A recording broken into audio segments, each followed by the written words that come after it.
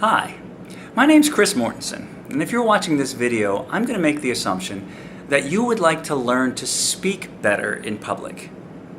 That's a pretty safe assumption. Once upon a time, I was at a speech contest. In fact, I was in the contest. There were 4 speakers, and I went first. I'd practiced my speech. It was ready. It was well written, well rehearsed. It was an interesting topic.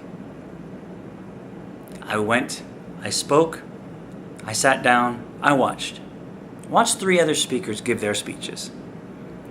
I remember the name of the guy who came in first. It wasn't Chris Mortensen. I don't remember the name of the guy who came in second, so it was obviously not Chris Mortensen. It was frustrating for me, more so because first I thought I was better than that.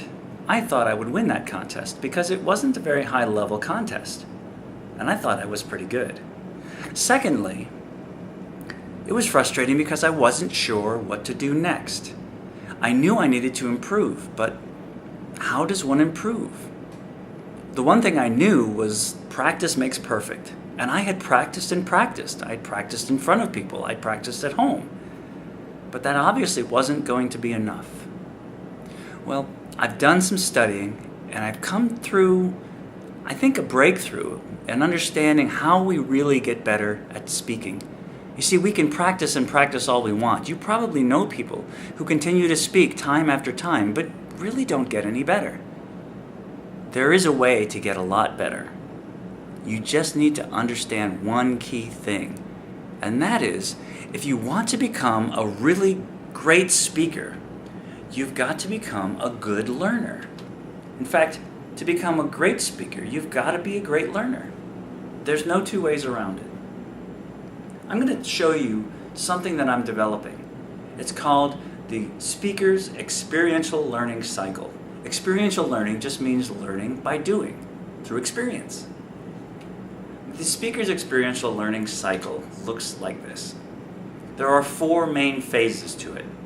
The first phase is when the speaker gives his speech. That's the presentation phase. We all understand the presentation phase. But what happens after that presentation is really important.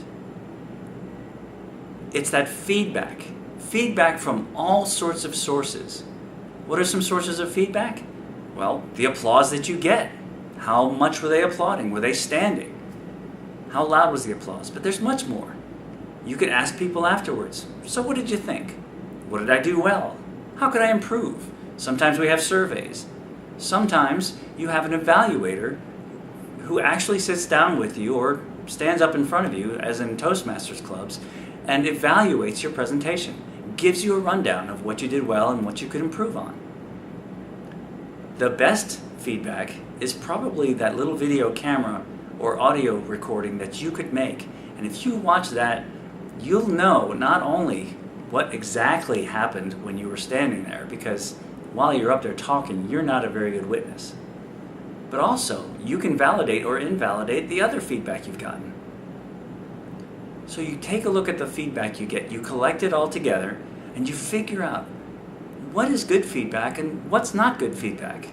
If I have 10 people in the room and one of them tells me that was the best thing since sliced bread, and another person tells me that was the worst thing they've ever seen, and the other 8 people say, well, no, it was good. There were a few things that you could do better, but it was generally a very good presentation. You probably want to go with the 8, although I would be very interested in knowing what those 2 outliers were saying and why, because you might learn something very valuable in their feedback as well. But you might not take it quite as seriously. So when we have feedback, you don't need to act on all of it. How do I do that? There's a good way of taking a look at all the feedback, figuring out what's the most important, and only working on that. And that's going to happen in the reflection phase, where you think about what is it I'm really trying to say, how am I trying to say it, and what are some of the best ways that I can bring that to my audience. What's really important here, and what are the important things for me to work on for that next speech, whether you're giving that same speech again, or maybe you're giving a brand new speech. You want to know how to creatively come up with ways of presenting that material the most effective way possible. Then you'll move into the phase where you're actually creating the speech, whether you're just tweaking that old speech or coming up with a brand new one. In this phase, preparation, you prepare. You want to format that speech the way that is the most effective way of doing it. And I'm learning more and more about that by reading and watching videos on what the best presenters do. In fact, I've been sending some of them emails and getting some tips from them. It's really making me understand how you create, how do you construct a fine professional presentation. And finally, it's time to get up on stage. You've got the butterflies. You need to get them information. You need to make sure that you stay in control and you have a little bit of nervous energy, and you can focus that energy to make your presentation outstanding. How do you make that presentation outstanding, and how do you keep from introducing distractors into your own presentation? All of these ideas that I'm talking about, I'm going to discuss in great detail in the Winning Speakers Workshop. The Winning Speakers Workshop is all about making you a winning speaker by getting you to practice doing the things that winning speakers do and what they've done and what they say they should do. Winning speakers are speakers who are getting paid to do this. They have won those contests at the highest level. These are the folks who really know what they're talking about, and they have made a living at talking about speaking. One of the best things you can do to accelerate this process is to get a coach. A coach is somebody who is experienced and devoted to helping you. They can give you a better sense of what feedback you need and what feedback you've gotten that's really important. They can see with their experienced eye and hear with the experienced ear what exactly you are doing right and wrong, and can help you. They can help you come up with creative ways of formulating that new presentation or tweaking that presentation to be just a little bit more meaningful and impactful for your audience. And finally, they can help you present and prepare in a way that is professional and that is effective. So I highly recommend a coach whenever you're getting involved trying to improve your speaking as effectively and efficiently as possible.